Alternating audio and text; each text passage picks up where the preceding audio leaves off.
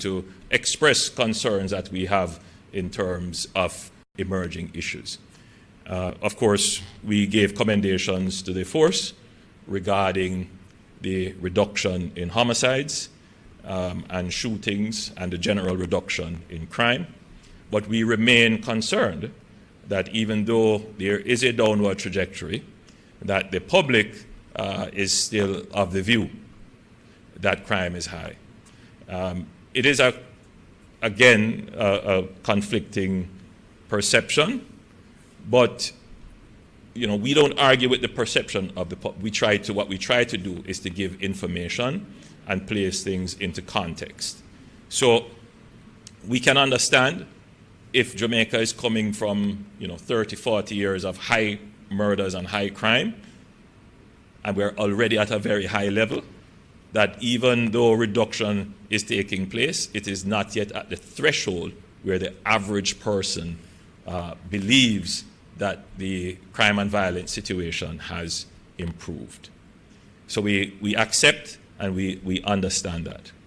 But again, to place this into context, if you look at victimization surveys, you would see that the average person in Jamaica would not be an outlier as it relates to victimization, meaning that our victimization rates are not exceptionally over and above victimization rates for the region, meaning what people experience in terms of murders. There might be areas that are where it is concentrated, and so in those communities the victimization rate is high, but for the rest of the country it's not an outlying situation.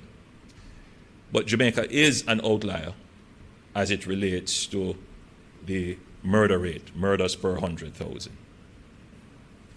And it is an outlier as it relates to guns used in murders.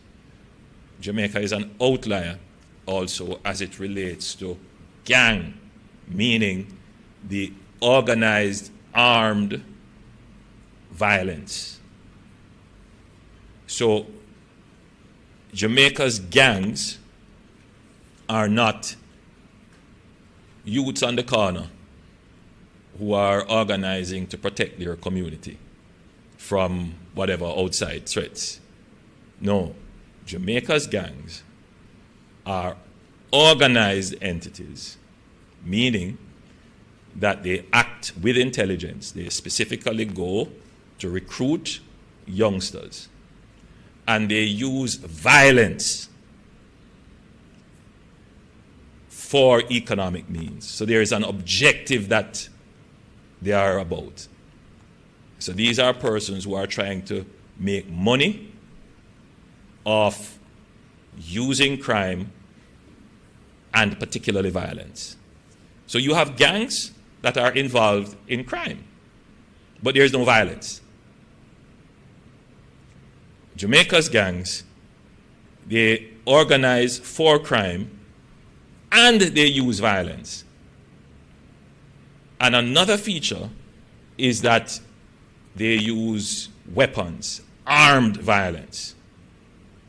So I think every community should reject the notion that somehow the Don is a Robin Hood and he's there to help you or support you or he's there favorably protected. That's nonsense. They are criminals who are organizing the youngsters in your community to commit crimes to make money for themselves. And that is where we are an outlier. More than 60%, 70% of our homicides are related to this kind of activity, which is why we are focused on reducing, degrading, and eliminating gangs. So we were at one point as many as over 300 gangs, and now we are down to together 180, 170. We're now down to 170. So we're making progress. We're making progress. But we are particularly concerned about a new, it's not new, it's always been there, but in light of the reduction in murders, we see this emerging threat of Some people have described it as mass shootings. I want to be more careful with my language, but multiple fatality shooting incidents. So you would have, Minister Chang would have given you an update on Cherry Tree Lane, on Warwick Hill, now Pleasant View Heights, and some other shootings that have happened in Bowen Lane, that's adjoining my constituency, and other areas. And the reason why we are concerned is that the efforts that we are making in reducing shootings and murders could easily be wiped out by just one incident. And this is of concern to us, of grave concern to us.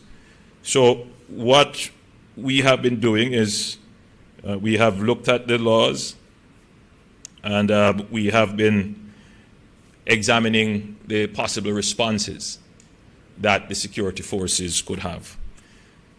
And the law does give some account for such actions under the Offenses Against the Person Act.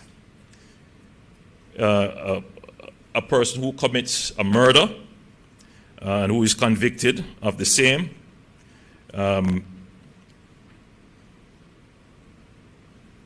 especially if the murder is committed under the circumstances where the act appears to be calculated to create a state of fear in the public or any section of the public, that the maximum penalty, or rather the maximum charge, should be applied, meaning a sentence of death or life imprisonment. So I believe that the police should start to look at these kinds of shootings and seek to prosecute along those lines. Again, that would be a kind of direction that we have given to the police. In other words, we need to start treating these incidents as criminal terrorism. And we probably need to craft legislation to specifically identify these kinds of shootings. We are saying that there are mass shootings. I don't like the term. I would prefer to say multiple fatalities, multiple victims, or multiple fatal victims incidents. So we are examining the legislation to see how we can craft specific laws around that, or whether or not we actually have legislation that can be used together to create that impact. Because it is beyond me to see why someone would see a festive event going on, as in Cherry Tree Lane, or in Warwick Hills, Pleasant View Heights, and just open fire on a crowd. I mean, what other reason could there be aside from just the sheer inhumanity and savagery, other than to create fear in a community and the public? Terror is the word for it. And therefore, these persons are not ordinary criminals. They are your worst kind and should be pursued with extreme prejudice. So the police, I believe, have been doing a good job in pursuing these criminals, and I want them to know, whoever is out there listening, planning, that we will find you, and you will either meet a judge or your maker. Choice is yours. Outside of that, the government will continue to incentivize the public to share information. In the Cherry Tree Lane incident, we had put up a reward of about 20 million Jamaican dollars. 25? Yeah, so we're going to increase that. The permanent secretary is just hearing me say that now. We'll look at the budget and see what we have. But we must incentivize the sharing of information. And anytime there is any shooting that is a multiple victim shooting, there will be a substantial reward for the public, for anyone who would give information leading to the capture, arrest of anyone who is involved, including persons who provide information, aid and abet in any way those persons who commit those crimes. I know that the police have special formations in place to deal with this, but we have also given direction that they increase their intelligence assets around these crimes to ensure that the perpetrators are caught and brought to justice. So I want to assure the Jamaican people, particularly as we head into the festive season, that the police will be vigilant and we will increase the resources to ensure that we give general coverage and protection, but that these multiple victim incidents are addressed specifically.